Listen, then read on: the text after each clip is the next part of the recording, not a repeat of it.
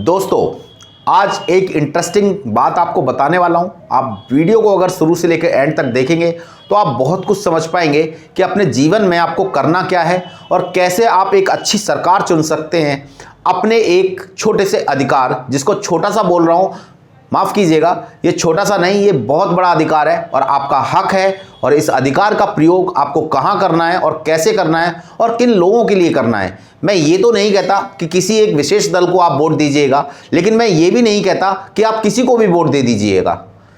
मेरा कॉन्सेप्ट यही है इस वीडियो को बनाने का, और आपके लिए वीडियो में जानकारी इसलिए बना रहा हूं कि दोस्तों, मैं चाहता हूं कि आप एक ऐसी सरकार को वोट दें जो आपके द्वारा चुनी गई हो और चुनने के बाद वो आपके भविष्य के लिए काम करे। यानी जो आप जैसा चाहते हैं, तो वोट को किस वैल्यू के आधार पर आप दे रहे हैं, किस सरकार को दे रहे हैं, ये मायने तो रखता है। लेकिन क्या वो सरकार वैसा करती है? अगर नहीं करती तो ऐसी सरकारें मत चुनिएगा। दोस्तों, मैं आपको बताने वाला हूं मतदान के बारे में। मतदान का दिवस जो है, मतदाता दिवस अभी निकला है जस्ट। अगर हम बात करें तो 25 जनवरी को मतदाता दिवस था और 26 जनवरी 1950 को हमारा संविधान लागू हुआ था।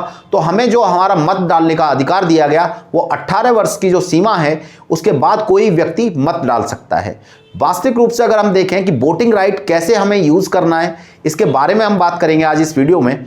और दोस्तों, वोटिंग को कहां किस जगह यूज करना चाहिए या कैसे यूज करना चाहिए, या उस अधिकार का आप कैसे लाभ उठा सकते हैं और कैसे सही अपने द्वारा चुनी हुई सरकार से वो काम करने के लिए, क्या वो आपके लिए काम करेगी सरकार जो आपने चुनी है, ये कैसे पता चलेगा आपको? तो कौन सी सरकारें आपको चुननी चाहिए और किन बातों पर ध्यान देना है आपको सरकार चुनने से पहले या वोट डालने से पहले, दोस्तों इस वीडियो में आज हम डिस्कस करेंगे। दोस्तों, मैं आपको बताने वाला हूं कि किन सरकारों को वोट देना चाहिए, या जो सरकार आप चुन रहे हैं उसमें क्या विशेषताएं होनी चाहिए। सबसे पहले मैं आपको पहला पॉइंट जिसके बारे में डिस्कस करने वाला हूं कि कोई भी सरकार अगर शिक्षा का स्तर अच्छा करती है तो आपको ऐसी सरकारों को ही वोट देना है।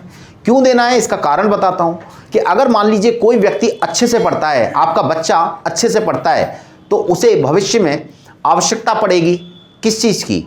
नौकरी की, रोजगार की, तो वो अच्छे से सफल हो पाएगा। तो कोई भी सरकार अगर आपके काम करती है, शिक्षा के क्षेत्र में अच्छा काम करती है और छात्रों को पढ़ाने के लिए विशेष ध्यान देती है, तो ऐसी सरकार को आप वोट दे सकते हैं। दोस्तों, दूसरे पॉइंट की बात करने वाला हूं। दोस्तों, ऐसी कोई भी सरकार जो आपके स्वास्थ्य की सुविधाओं को अच्छा करती है, आपके हेल्थ के सेक्टर को अच्छा करती है, इंफ्रास्ट्रक्चर डेवलप करती है, जो कि आपके स्वास्थ्य की सुविधाओं को अच्छे से बढ़ाएगा। और आपका अगर स्वास्थ्य अच्छा होता है किसी भी स्तर पर दोस्तों, तो ऐसी सुविधाएं आपको, अगर कम पैसों में आपका इलाज होता है, सही तरीके से इलाज होता है, सही समय पर इलाज होता है, और आपकी सुविधाएं हर क्षेत्र में आपको अगर ऐसा डेवलपमेंट मिलता है, तो ऐसी सरकारों को भी आप वोट दे सकते हैं। दोस्तों, तीसरे पॉइंट के बारे में बात करने वाला हूं। दोस्तों, तीसरा पॉइंट थोड़ा सा अलग है, लेकिन है इन्हीं दोनों पॉइंटों का आधार।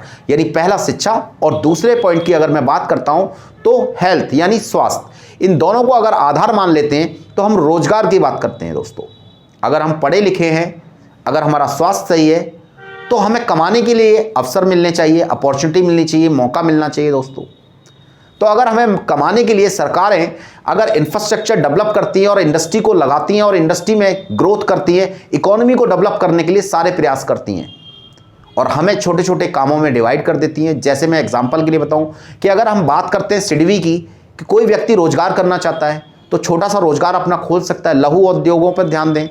सरकारों को मैन्युफैक्चरिंग इंडस्ट्री में अगर देखें तो मैन्युफैक्चरिंग इंडस्ट्री को भी ग्रोथ करने के लिए काम करना चाहिए। कोई भी ऐसा व्यक्ति जो अपना रोजगार, खुद का रोजगार या खुद का बिजनेस खड़ा करना चाहता है, तो उसको आसानी से लोन मिले। कोई लोन की जो प्रक्रिया है, जो ऋण की प्रक्रिया है, वो लंबी ना हो, आसानी से लोन मिले, तो ऐसी सरकारों को भी हम सपोर्ट कर सकते हैं। दोस्तों, और अपने मत का प्रयोग उनके चुनाव में कर सकते हैं। आगे की बात करते हैं। दोस्तों, अब हम चौथे पॉइंट के तरफ जा रहे हैं और हम चौथे पॉइंट की बात करने वाले हैं कि दोस्तों, सुरक्षा भी किसी भी देश का एक बेसिक फैक्टर है।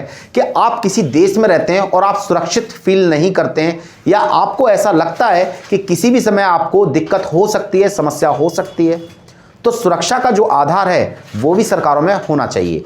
अगर कोई भी देश की सरकार या कोई भी प्रतिनिधित्व करने वाला व्यक्ति, यानी जो भी आपका रिप्रेजेंटेटिव व्यक्ति है जो कि आपका प्रतिनिधित्व करता है, ऐसी सरकार हमें चुननी चाहिए। जो सरकार हमेशा आपकी सुरक्षा पर ध्यान दे, आपकी सुविधाओं पर ध्यान दे, और जो भी आपको फैक्ट्स देखने को मिलते हैं कि आप असुरक्षित फील ना करें, चाहे वो लड़कियां हों, चाहे वो महिलाएं हों, चाहे वो पुरुष हों, चाहे वो बच्चे हों और नवयुवक हों। अगर सरकार से कोई कंप्लेन करता है किसी भी बात में, अगर किसी भी विषय पर कोई कंप्लेन करता है तो सरकार उस पर ध्यान दे और उन समस्याओं का निवारण करे। दोस्तों, ऐसी सरकारें भी आप चुन सकते हैं, ऐसी सरकारों के बारे में भी आप बात कर सकते हैं और ऐसी सरकारों को ही आप अपना मत दे सकते हैं। दोस्तों अब हम 5वें पॉइंट की बात करने वाले हैं। दोस्तों, कोई भी ऐसी सरकार जो समस्याओं का समाधान करने के लिए उन समस्याओं को सुनना पसंद करती है। लोगों ने सरकारें बनाई हैं, बहुत सारी सरकारें अब तक बन चुकी हैं जब से हमारा देश आज़ाद हुआ है, लेकिन कुछ सरकारें ऐसी भी रहीं जिन्होंने कभी लोगों की समस्या को ना तो समझा और ना ही उन पर ध्यान दिया, ना ही उनको समझने की कोशिश की, ना ही उनका निवारण किया, ना ही उनकी प्रॉब्लम्स को सॉर्ट आउट किया। यानी ऐसे भी कह सकते हैं दोस्तों, किसी भी समस्या का समाधान नहीं किया। तो जिन समस्याओं को सुनना और उनका समाधान निकालना ये सरकारों की जिम्मेदारी होती है। तो आप हमेशा कोशिश यही करें कि ऐसी सरकारों का चुनाव करें जो कि समस्याओं का समाधान और समस्याओं को सुनने में भी सक्षम हो और उनको समझने की भी प्रक्रिया पता हो। दोस्तों, अब आपको एक और पॉइंट के बारे में, यानी लास्ट पॉइंट को मैं दोबारा से बता रहा हूं कि मैं लास्ट पॉइंट के बारे में बताने वाला हूं आपको, जो कि हमारा 6 यानी 6ठे नंबर का पॉइंट है। कोई भी ऐसी सरकार आप चुनते हैं, बड़े मन से आप सरकार चुनते हैं, अपने मत का प्रयोग करके सरकार चुनते हैं, लेकिन फिर भी आपको ऐसा लगता है कहीं ना कहीं कि जो मत डालने वाला व्यक्ति है वो अपने आप को ठगा हुआ महसूस करता है। क्योंकि सरकार जो काम करने वाली होती हैं, किसी भी सरकार की हम बात करते हैं, और जो मत डालने वाला व्यक्ति है अपने आप को ठगा हुआ महसूस करता है। सरकारें जब स्टार्टिंग में अगर हम सोचते हैं, जब हम चुनाव की प्रक्रिया में होते हैं, तब उस समय सरकारें क्या करती हैं दोस्तों कि सबसे पहले बताती हैं, और उन बताने वाले जितने भी वो अपने जो भी उनके घोषणा पत्र होते हैं, जो भी उनके स्टार्टिंग के जो पॉइंट होते हैं उनको वो बताती हैं, लेकिन क्या उन पर काम करती हैं? अगर ऐसा नहीं करती तो ऐसी सरकारों को आप चुनाव में ना रखें, और अगर रखते हैं दोस्तों तो अपने मत का प्रयोग सही सरकारों को चुनने में करें। जो उन्होंने वादे किए, जो काम करने के लिए बताया, उन पर भी काम नहीं किया। इंफ्रास्ट्रक्चर डेवलप करना भी सरकार की एक प्रायोरिटी होती है। तो सरकार ईमानदारी से किसी भी काम को करे, और कोई भी ईमानदारी से किया गया काम, चाहे वो इंफ्रास्ट्रक्चर के क्षेत्र में हो, चाहे शिक्षा के क्षेत्र में हो, चाहे अगर हम बात करें वो स्वास्थ्य के क्षेत्र में हो, अगर वो ईमानदारी से किया जाता है तो ऐसी सरकारों का हमें चुनाव करना है। दोस्तों बहुत सारी ऐसी सरकारें भी आई हैं हमारे समय में कि अगर हम देखते हैं, जो चुनाव से पहले हमें प्रलोभन देती हैं, लालच देती हैं, और उसके बाद वो हमें भूल जाती हैं। तो ऐसी सरकारों को वोट ना दें। आपका वोट बहुत ही मूल्यवान और कीमती है। वो सही व्यक्ति का चुनाव करने के लिए आप प्रयोग कर सकते हैं।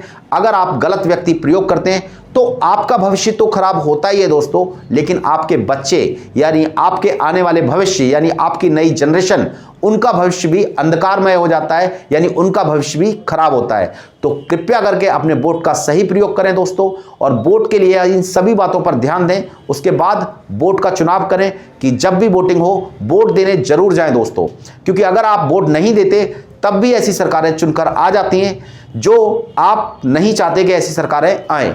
क्योंकि महंगाई के स्तर पर भी आप देखेंगे बहुत सी सरकारें आई जिन्होंने महंगाई में कभी रोकने की कोशिश ही नहीं की।